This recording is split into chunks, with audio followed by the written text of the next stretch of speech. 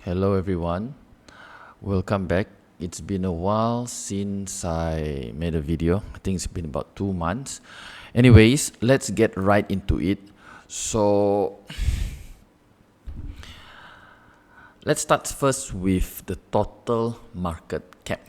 Okay, as you can see, the market is moving back up. All right, whether it's Bitcoin, whether it's gold or stocks. But here's the thing, okay, this is my point of view. This last movement will be, I can say this will be the last leg up for pretty much crypto and stocks. So why? First thing first, we haven't really got an alt season. Okay, Ethereum is still, I don't know, still dead, still sleeping. Secondly, Bitcoin dominance. So I did mention this in my, I think, previous 1 or 2 video, that Bitcoin dominance has to reach 63%. Okay, for a alt season to happen. And yes, here we are, we have reached the 63%, but if we zoom in, we might get another push to, I think, to around 68%. Okay, we might get another push. I'm not saying that we will, we might get another push to 68%. So it's either 63%. So 2 things will happen. Okay, bear with me. 2 things will happen. 63% and then drop. Okay, this will give us an alt season. But the alt season, all right, this is my point of view, it wouldn't be like the alt season in the previous cycle. Okay, or we might have, like I say, another push of Bitcoin dominance to 68%. That means Bitcoin will continue to rally. Okay, Bitcoin will continue to go up if that happens. So let's talk about the first scenario. Right? Scenario number 1, Bitcoin dominance drops from here. Okay, because we had reached, where we are, yes, we had already reached this important level. Okay, and if Bitcoin dominance, from what I see that we have a solid break to the downside. I see we have a solid change of character. So in the next 4 weeks or 2 months, we will see a drop. Right? This is the first scenario. We will see a drop. This will give us, an alt season. But it wouldn't be an alt season like those days. Okay. Now let's look at Ethereum. Let's look at Ethereum. Now, if you look at Ethereum, in the past cycles, okay, Ethereum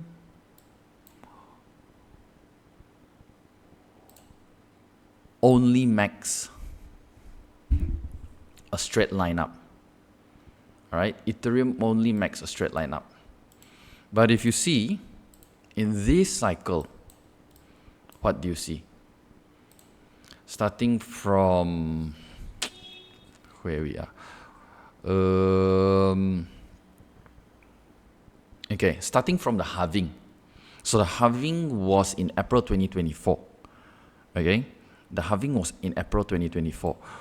Ethereum only moved like this, if you notice. Okay, Ethereum only moved like this. Whereas in the past cycle, so the last cycle, the last 2020 bull run started in May 2020. Okay, May 2020, after the third halving, Ethereum went like this. And let's come back to let's come back to the current cycle, right? Ethereum currently only make moves like this. So this is just my point of view, okay? This is my point of view. Before that, let me just draw a trend line here. If you notice, there is a solid monthly trend line. All right.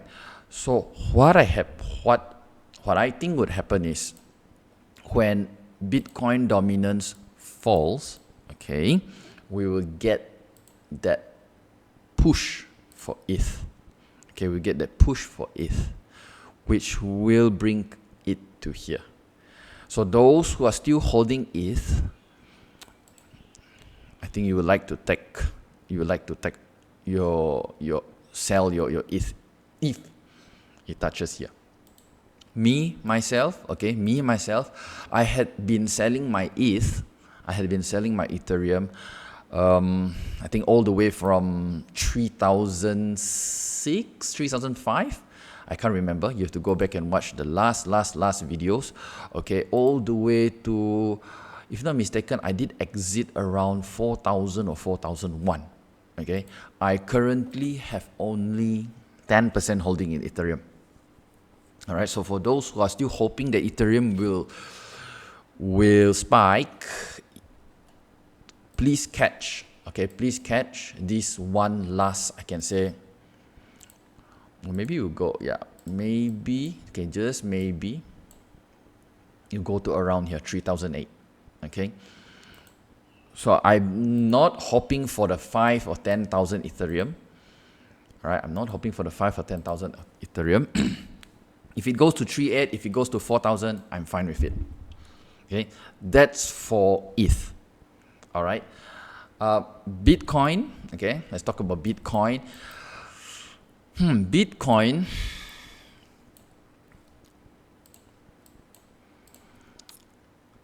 let me show you. Okay, Bitcoin, on the other hand, if alt season happens, Bitcoin might spike to around, this area. It might make the second peak. Okay, it might make the second peak. It already made the first peak. Let's change to monthly so it will be clearer. Okay, it already made the first peak. Notice that? Okay, so inshallah, we might see a second peak around, I don't know, okay, around that level. But I play both sides of the coin. I have sold all my Bitcoin, I think, ever since 70,000. 70,000. It's just, Bitcoin is just too high, okay, to hold, to buy. So not into Bitcoin. I'm not buying at the moment. Understand? Now, why did I mention about first and second peak? This is because in the last cycle, we too had the first, okay, and the second peak. All right? Okay? We had the first and we had the second peak. When the first peak occurred, after the first peak occurred, there was a sharp pullback. All right, there was a sharp pullback, and then we only had a second peak. And when this happened, okay, when the second peak happened, that is when, let's look at Ethereum, that is when alt season rarely happened. Okay, let me go back to Bitcoin. Okay, this is the last cycle, the 2020 cycle. We had the first peak, we had a drop, and then we had a pullback. Then we had a second peak. All right, and during that time, Ethereum also made a move like this. This happened during, let me just highlight it. This happened during the first peak. Okay, during the first peak. And this happened during the second peak. So inshallah, we will get that second peak. Okay, I have 10% of Ethereum left. 10% of Ethereum left. I want to mention again. And I will be exiting. I think I mentioned this in my last videos also. I will be exiting around here. Okay, I'm not hoping for 10,000, 6,000, whatever, because I bought Ethereum low. Okay, I bought Ethereum, I think about 1,000, 2,000. So I'm cool. Okay, I'm cool. Right? Now, XRP. Okay, XRP is different. If you look at XRP,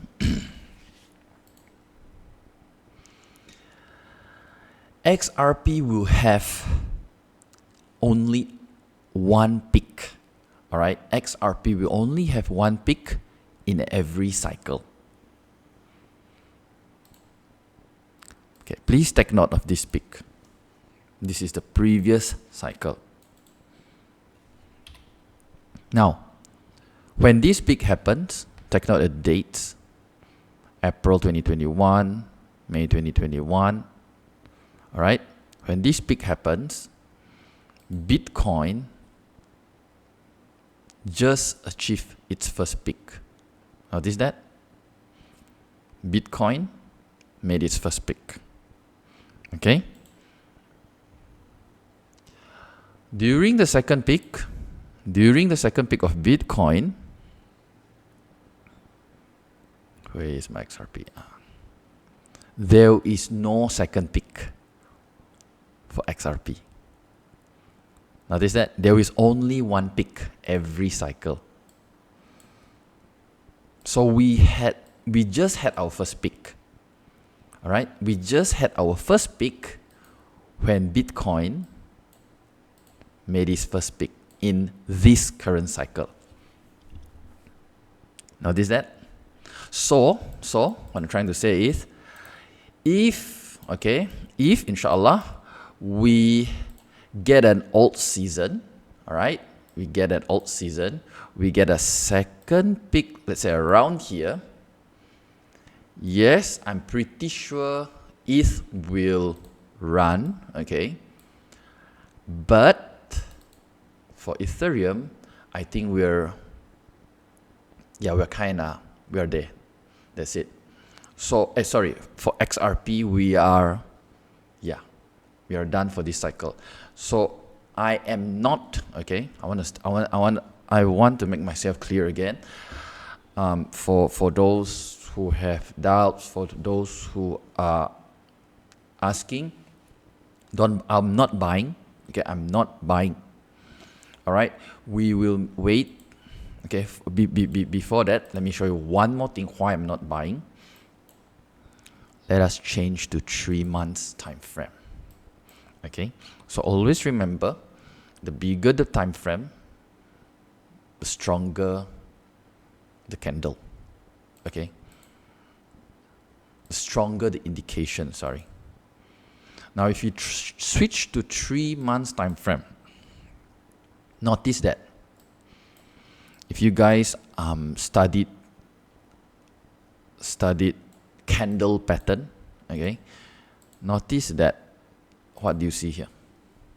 This is a very strong, what we call this, inverted hammer. Yeah, if not mistaken, inverted hammer.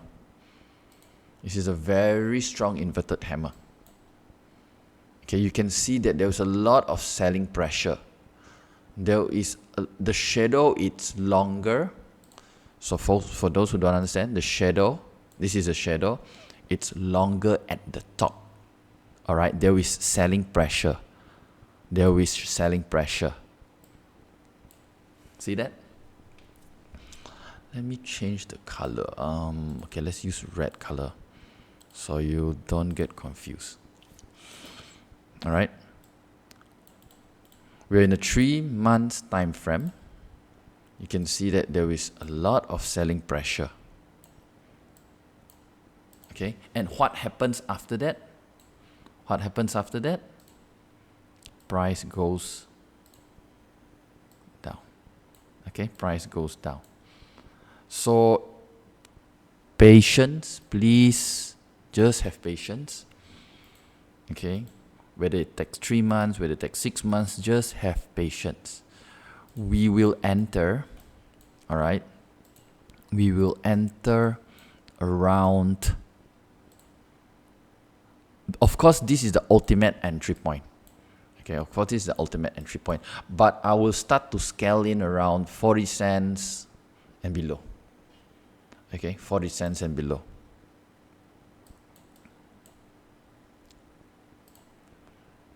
It may sound far-fetched. I mean, will we reach 50 cents, 40 cents again, blah, blah, blah. But make no mistake, okay, make no mistake, this is how the market works. Okay, it's pure psychology. The moment when you think that it won't go back to that price, it's the moment that it will. Try, you can do an experiment. Try just talking to 10, look for 10 random people. Okay, anyone that knows about crypto. Ask them what do they think. Okay, what do they think? Is Bitcoin, is XRP going back to, for example, is Bitcoin going back to 11,000? Is Bitcoin going back to 12,000? Is XRP going back to 40 cents, 30 cents? Out of 10 people, I bet 9 will tell you no. And that's when it happens. Okay, that's how the market works. It works totally opposite from the masses, what the masses want. It's that simple. You know what I mean? You know what I'm saying? So it's patience, okay? Patience. One more thing I would like to state.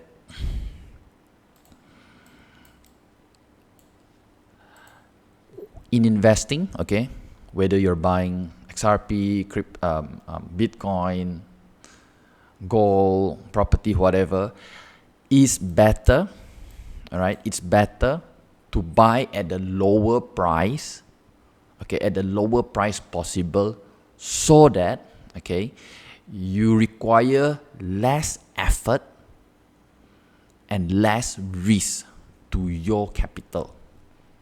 For example, if you were to buy XRP, let's say at 40 cents, okay, at 40 cents, how much effort do you need for XRP to move? Okay, how much does XRP needs to move to make you double the money? It only needs to move to 80 cents. Correct? It only needs to move to 80 cents. That's the effort it needs. But if you were to, okay, let's say, XRP dipped, all right? XRP dipped during the Trump tariff nonsense, say it dipped to 160, right? Let's say you caught 160 during that dip. How much does XRP needs to go to give you a 2 times on your capital? XRP needs to move all the way back to, I think, $3.20. Yeah. Correct me if I'm wrong. 160 times 2. Yeah, around that. So you see, you need XRP to move back up to this area for you to make double on your money. Now, if XRP drops, and let's say you acquire XRP around 20 cents. Okay, some say 20 cents is too far-fetched. Let's take 30 cents. Let's take 30 cents. How much effort do you need to double up your money? You don't need much effort. XRP only needs to move to 60 cents for you to double up your money. And if XRP moves back, let's say, to 90 cents, you have tripled your money. All right, so bottom line, Bottom line, it's always better to wait to buy at the lowest price possible so that you use the least effort to double, to triple or quadruple your money, and you also bear less risk. Now let's talk about risk. Okay, let's talk about risk. Example. Okay, example. If you bought XRP at, say, where we are, 30 cents, okay, and the price, okay, went down. The price, let's just zoom this thing up a bit. Let's say you got in at 30 cents, 20 cents. No, that's too low. Okay, let's say you got in at 30 cents, and the price goes down. All right, see, this is another key level. Say the price goes down to 20 cents. How much effort does it need? So now you're in a drawdown, right? From 30 cents to 20 cents, now you're in a drawdown. How much effort you need for you to break even? You only need a 10-cent effort. Okay, you only need a 10-cent effort. But if you got in at, let's say, okay, let's just say we got in here, and the price, always remember, the price needs to come back to fill all of this gap. Okay, the price needs to fill this gap. So let's say you FOMO, you got in here, and now the price went back to here. Okay, from here, if it goes up, it's good, everyone's happy. But if it goes down, there's always a chance that it goes down. Okay, there's always a chance that it goes down. If it goes down to here, how much effort you need? So from $2, 10 cents to 50 cents, how much effort you need for you to break even? I'm talking about break even. I'm not talking about making money. You need about $1. Sorry, my maths is bad. I think about $1.70. Yeah, $1.60, my bad. You need XRP to move another $1.60 for you to only break even. Okay. I think that's about it for my update. Take note on, okay, let's recap. Let's look at Bitcoin. Okay, let's recap in case we go too far. We had our first peak. Okay, so first peak of the cycle. Yeah, 2 peaks. Hoping for the second peak. All right, hoping for the second peak.